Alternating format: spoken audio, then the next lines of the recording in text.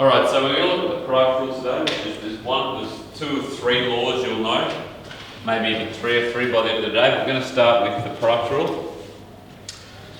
Much like the chain rule, we use it for deriving functions that are too complex to derive on our own. The problem with the product rule right now for your context is it actually doesn't apply that effectively to polynomials. It's much better for like sine functions, exponentials and that sort of stuff. Cool? Well, we don't know how to derive any of those, so I'm just going to give you the rule with the polynomials and you're going to have to trust me. In the past I have done a proof, but the proof is probably just as easy as this, so it doesn't prove anything. So I'm just going to give you the rule straight up today. If we've got a function like this, where you've got 2 functions multiplied by each other, we label it and it's been multiplied. We label the first function u, label the second function v.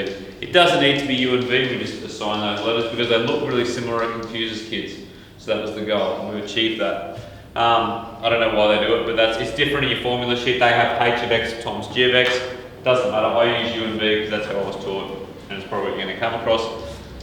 The derivative equals du dx times v plus dv dx times u.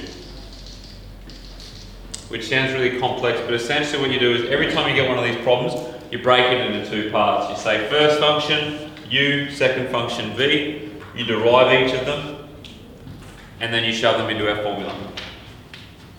Cool? So in this example here, I've got x squared minus 4, that's my first function, which means u dash will just equal 2x, v equals 3x plus 2x, dv dx equals 3x squared plus 2. Anything crazy about what I've said so far? And then all we do is just shove them into the rule. So I look for u, which is there, and I shove it in.